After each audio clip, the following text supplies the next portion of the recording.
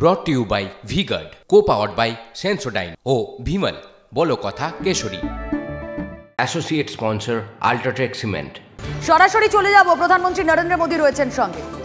শ্রদ্ধা প্রণাম ও ভালোবাসা।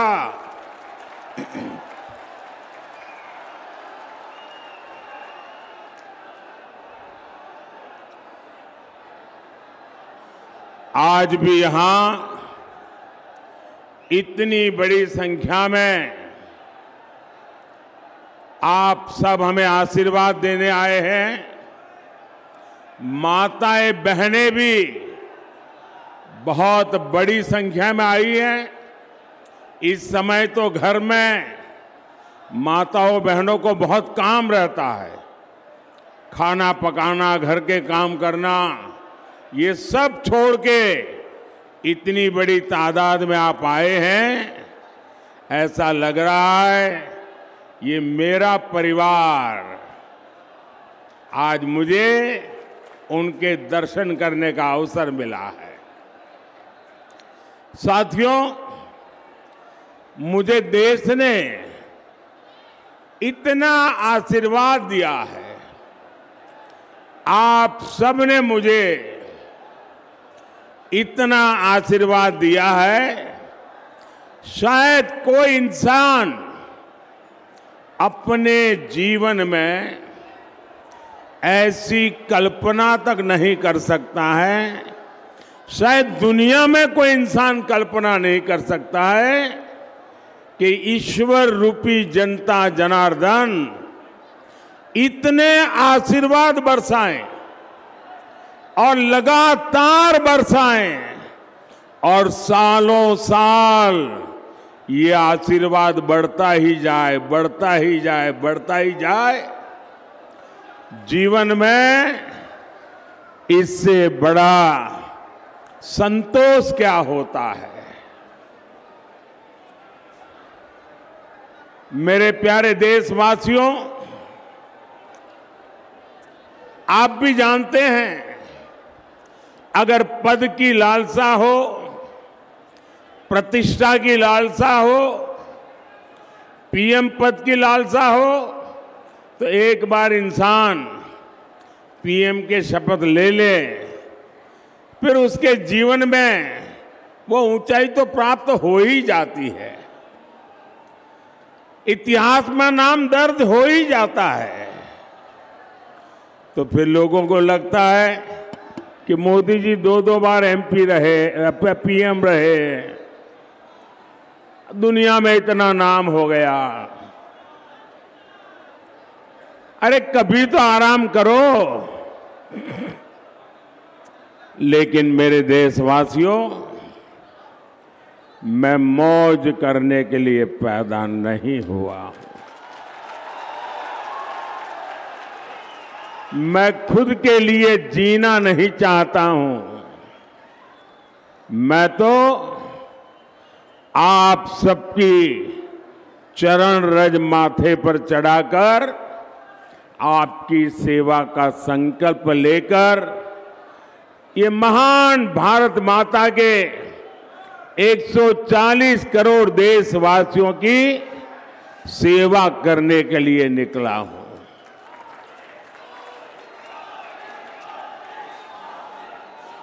मोदी का एक ही सपना है, एक ही सपना, और वो सपना है आपके सपनों को पूरा करना।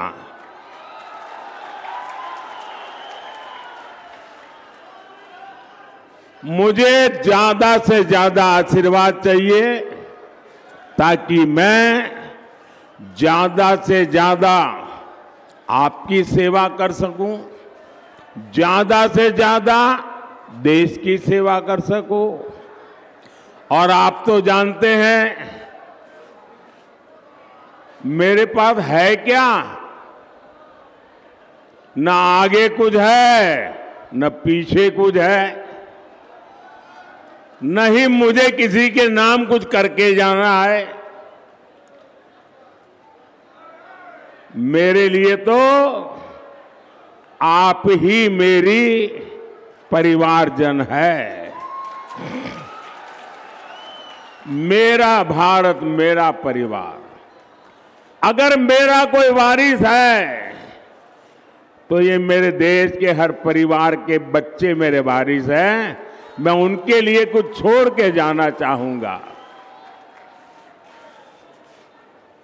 आप ही मेरे वारिस हैं, मेरा अपना कोई वारिस नहीं है। मुझे अपने किसी के लिए कुछ ना करना है ना कुछ छोड़ना है। मुझे जो भी करना है सिर्फ और सिर्फ आपके लिए, आपके बच्चों के लिए, आपके बच्चों की विरासत के लिए करना है। मुझे आपके साथ साथ उनका भी भविष्य बहुत उत्तम बनाना है। महात्मा जी, आप प्रसाद लेके आए हैं? अच्छा भाई, हमारे कैमरामैन जरा वो प्रसाद ले लीजिए। हाँ, मुझे मिल जाएगा, माला आपकी मिल जाएगी। आप कब से वहीं से ले लेंगे, आप वहीं रुकिए, वो ले लेंगे। आप कब से हाथ ऊपर के खड़े, थक जाएंगे। इस उम्र में आप इतना आशीर्वाद दे रहे हैं, मैं यहां से आपको प्रणाम करता हूं जी।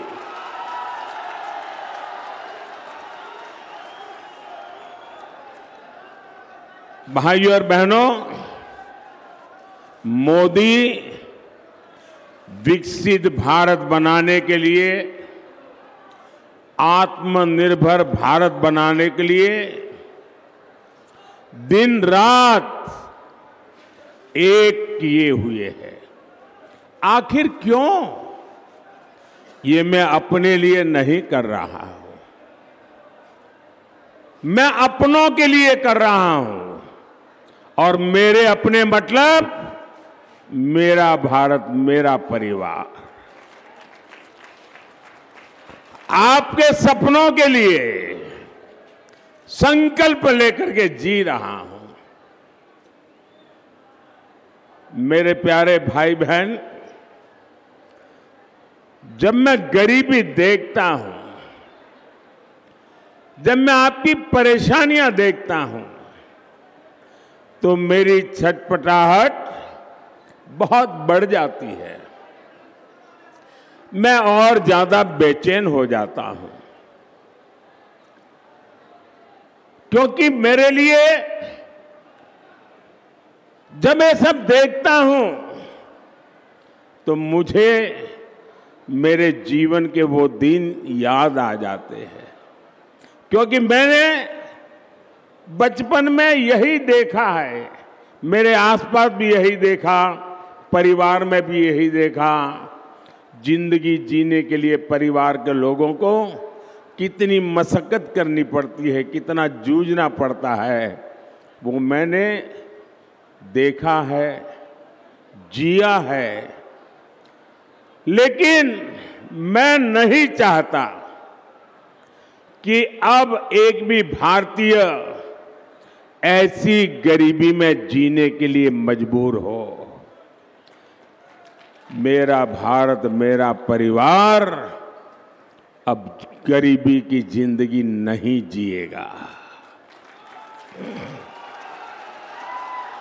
आज मुझे ये देखकर संतोष होता है कि पिछले 10 साल में 25 करोड़ लोग गरीबी से बाहर निकले हैं। ये मैं संतोष मार करके सोने वाला नहीं हूं। हाँ, मेरा विश्वास बढ़ गया है कि मैं अगर इतनी मेहनत करता हूं, अगर 25 करोड़ लोग निकल सकते हैं गरीबी से बाहर, आने वाले 5 साल मेहनत जरा ज्यादा करूंगा ताकि सबके सब गरीबी से बाहर आ जाए। जब उनकी गरीबी दूर हो सकती है तो ये तय है कि भारत से हम हर किसी की गरीबी हटा सकते हैं।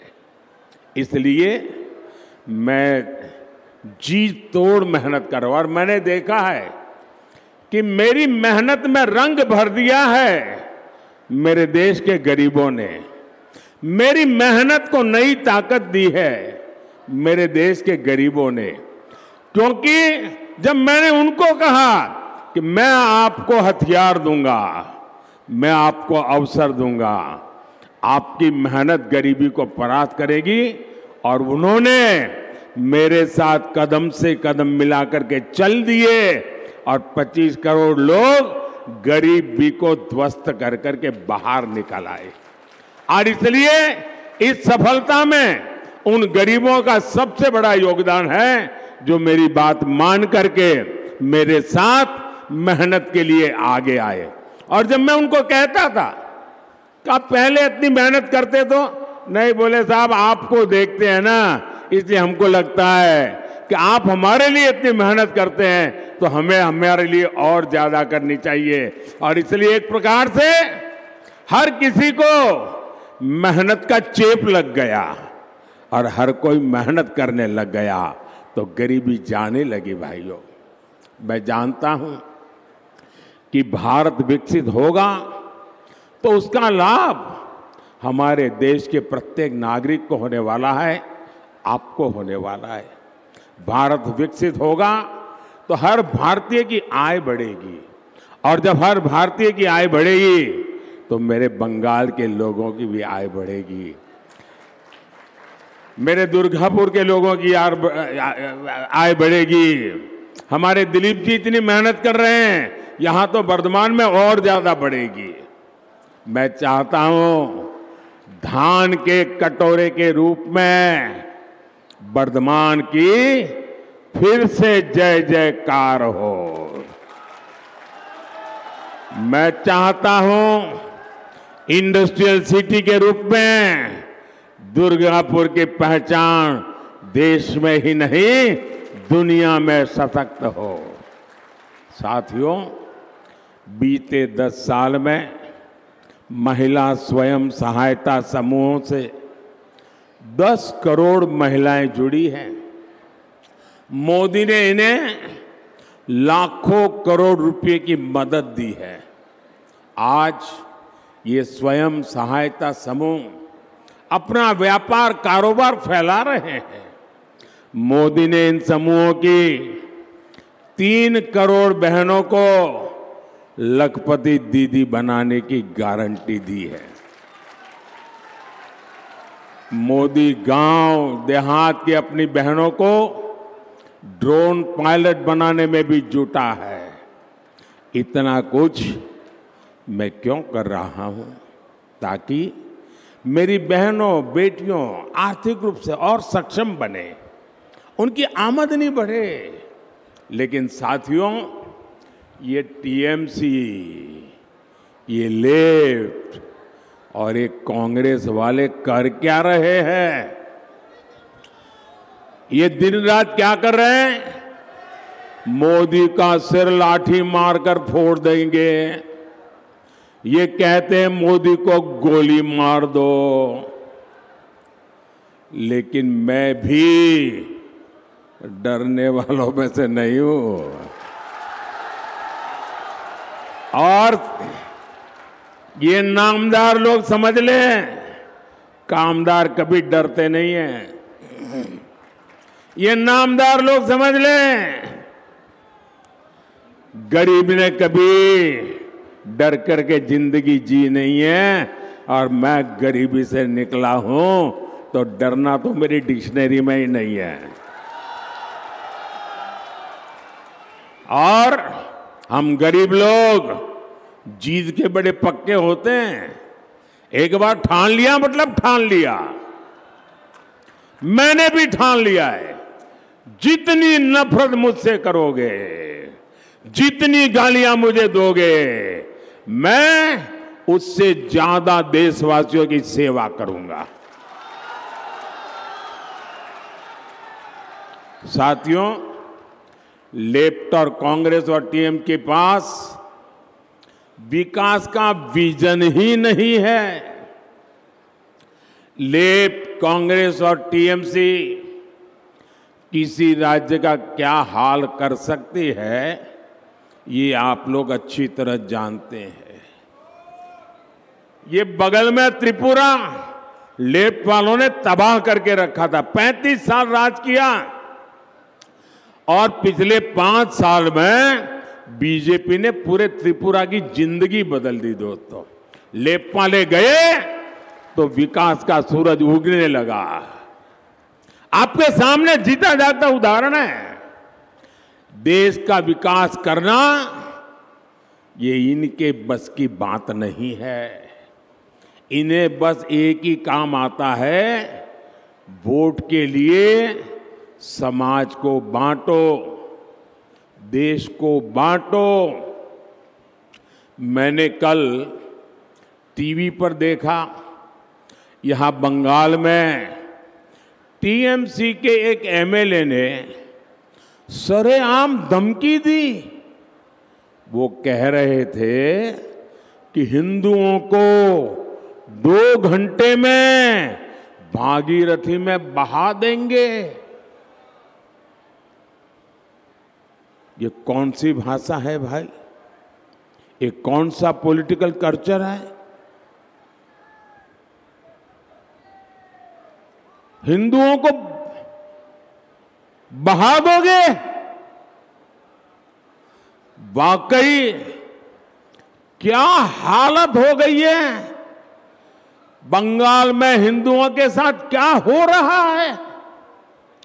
ऐसा लग रहा है यहां हिंदुओं को बंगाल में टीएमसी की सरकार ने यहां हिंदुओं को 2ym दर्जे का नागरिक बना करके रख दिया है। ये कैसे लोग हैं? जय श्री राम के उद्घोष से उनको आपत्ति है। जय श्री राम बोलो तो उनको बुखार आ जाता है।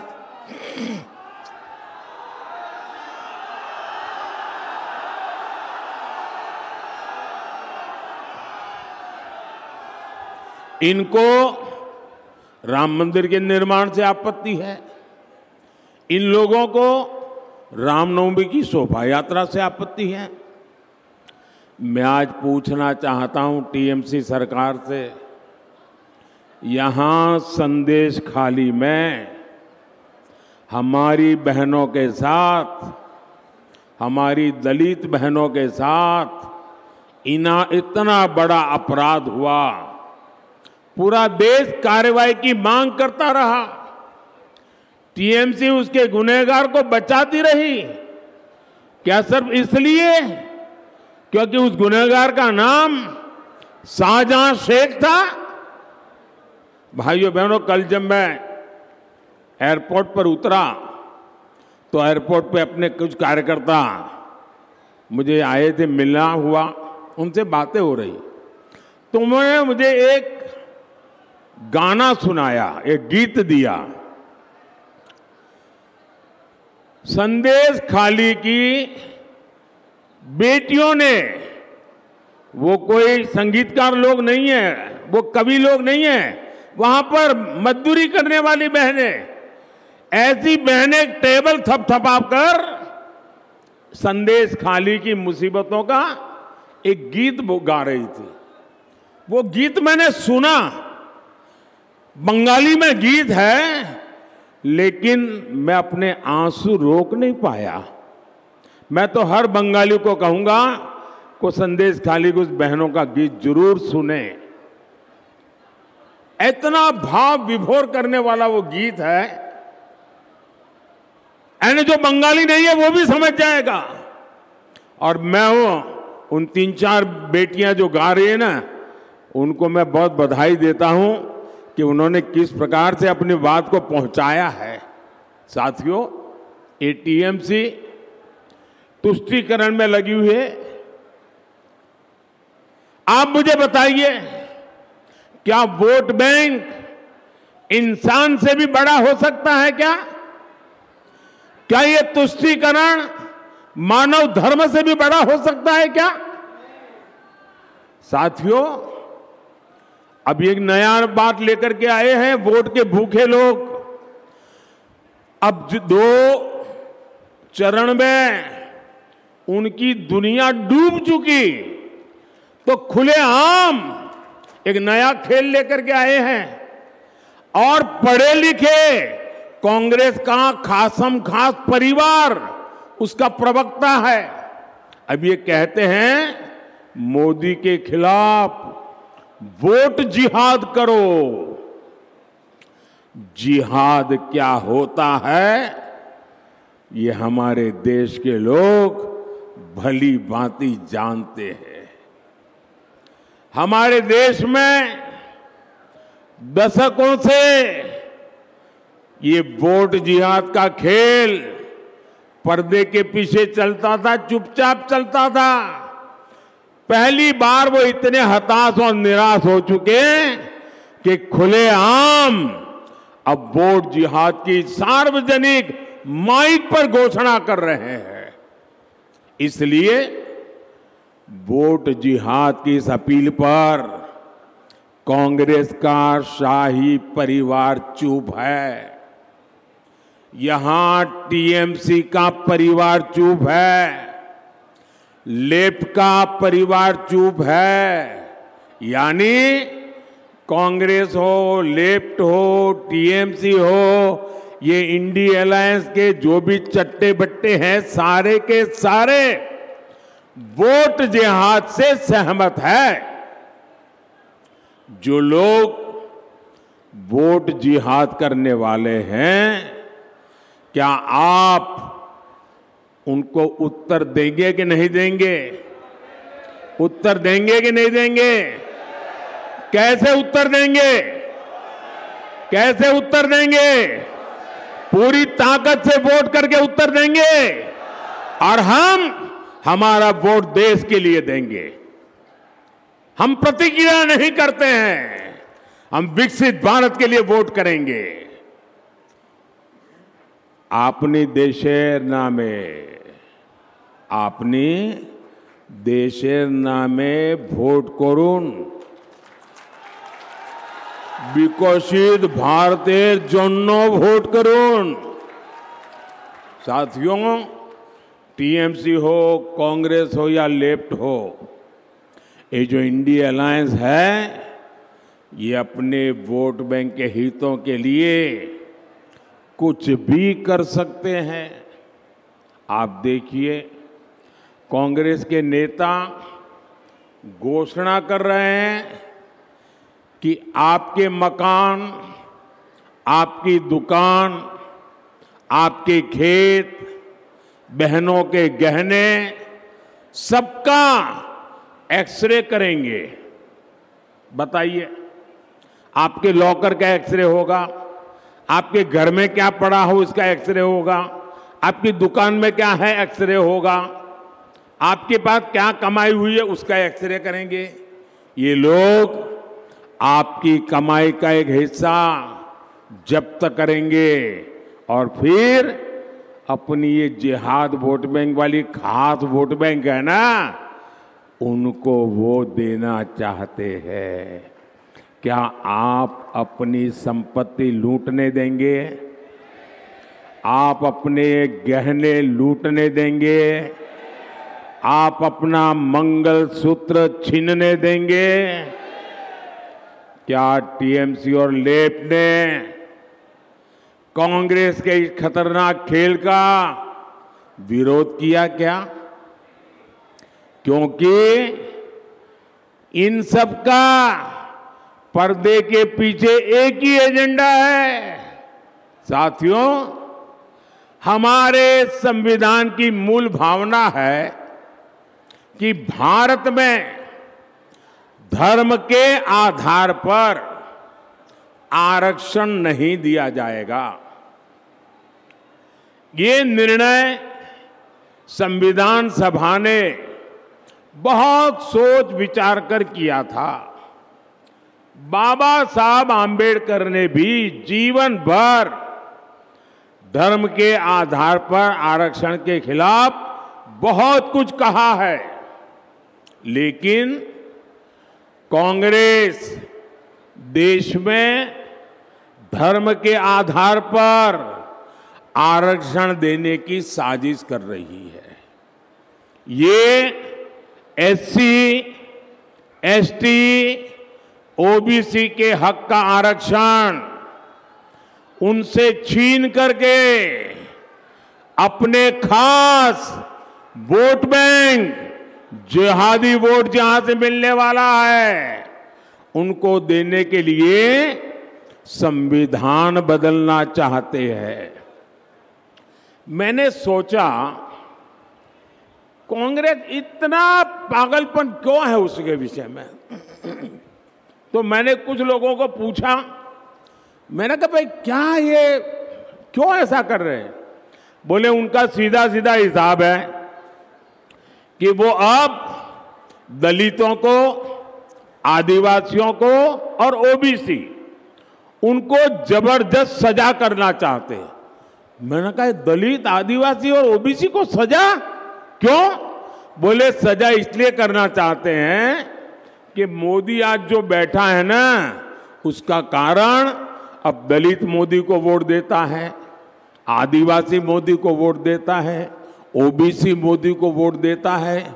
और इसलिए 50 साल तक जो कांग्रेस के साथ रहे, वो दलित, आदिवासी और ओबीसी कांग्रेस से खिसक गए, मोदी के साथ चले गए, मोदी का काम देख करके चले गए।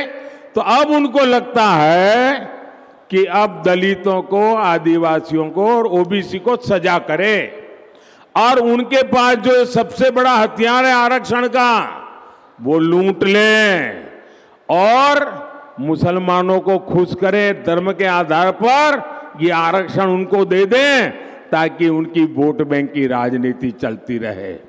और इन्होंने ये पाप कर्नाटका में ऑलरेडी शुरू कर दिया है।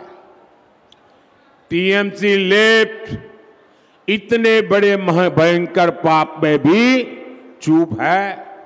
और मैं पिछले 10 दिन से लगातार कांग्रेस को 3 चैलेंज कर रहा हूं, लेकिन वो मौन रख करके बैठ गए हैं।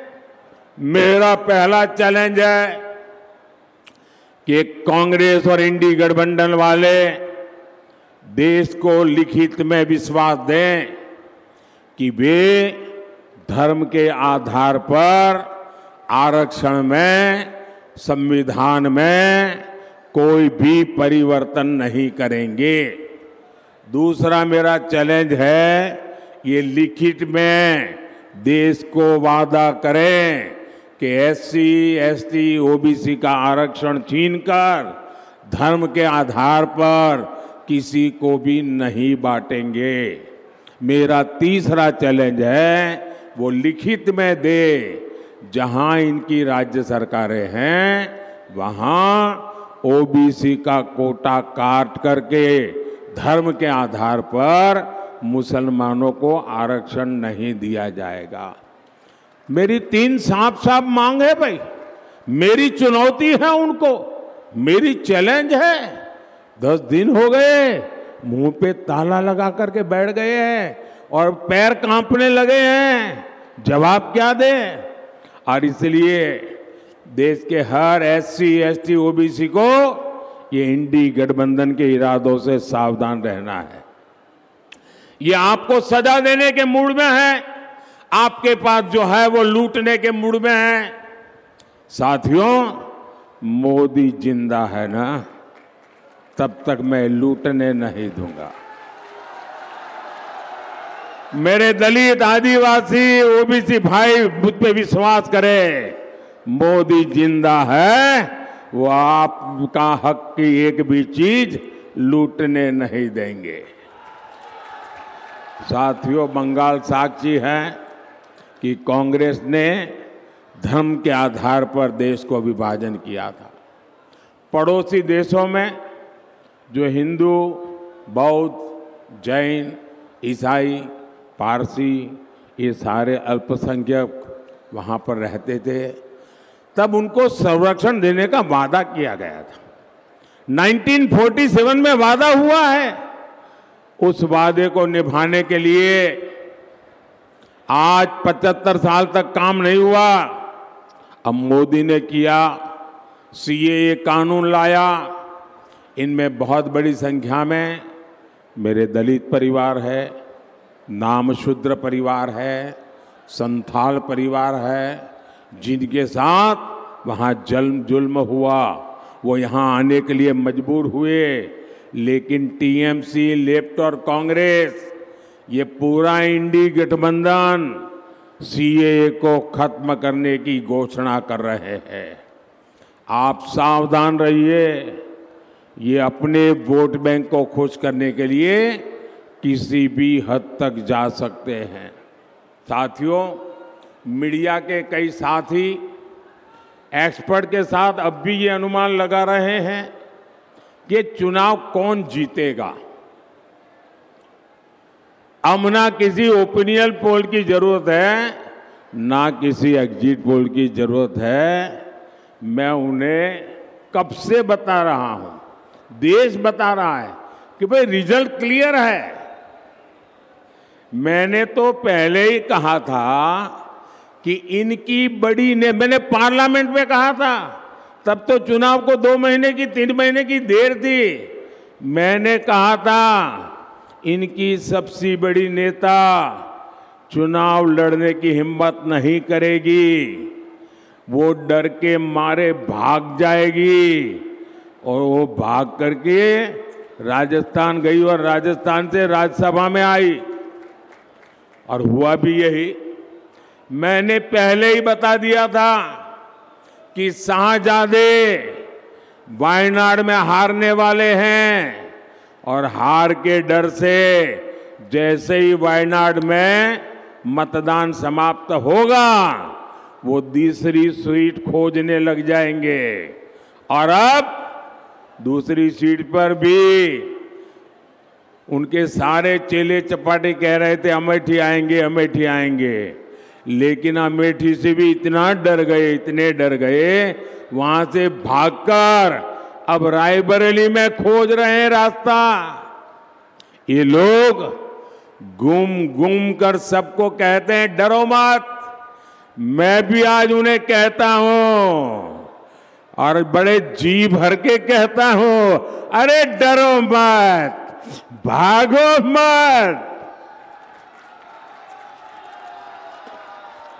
और आज मैं एक और बात कहूंगा, कांग्रेस इस बार पहले से भी कम सीटों पर सिमटने जा रही है। वो पहले से कम सीटें लड़ रहे हैं, तो अपने आप भी कम जाना थल है।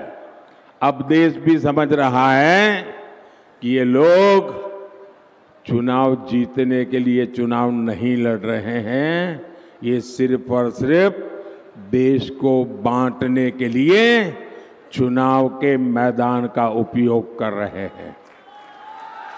भाई और बहनों, इंडी गठबंधन सिर्फ एक वोट बैंक के लिए समर्पित है, जबकि हम सबका साथ, सबका विकास के मंत्र पर काम करने वाले लोग हैं। मोदी ने 10 साल में बंगाल के गरीबों के लिए, दलित, आदिवासी पिछड़ों के लिए 38 लाख से ज्यादा पक्के घर बनाए हैं, करीब करीब आधा करोड़। मोदी आज बंगाल के 6 करोड़ जरूरतमंदों को मुफ्त राशन दे रहा है। मोदी ने बंगाल के 80 लाख से ज्यादा घरों तक नल से जल पहुंचाया है। मोदी ने बंगाल के 5 करोड़ लोगों के जनधन खाते खोले। मोदी ने पीएम सुरक्षा बीमा योजना अंतर्गत जीवन ज्योति योजना के तहत मामूली प्रीमियम पर गरीबों का बीमा किया। मुश्किल समय में ऐसे गरीबों को अकेले बंगाल में 450 करोड़ रुपए की क्लेम राशि दी गई है। मोदी ने वर्धमान के लाखों किसानों की पीएम किसान सम्मान निधि के तहत करीब 500 करोड़ रुपए इस वर्धमान इलाके में दिए। इसका लाभ यहां जो आलू के किसान हैं उनको मिला है। साथियों, लेकिन मुझे अफसोस होता है कि मोदी के प्रयासों पर टीएमसी हर तरह से डाका डालने पर तुली है। केंद्र सरकार की हर योजना में यहां टीएमसी के तोलाबाज लूटपाट मचा रहे हैं। टीएमसी के तोलाबाजों ने शिक्षकों की भर्ती में लाखों नौजवानों के साथ धोखा किया है।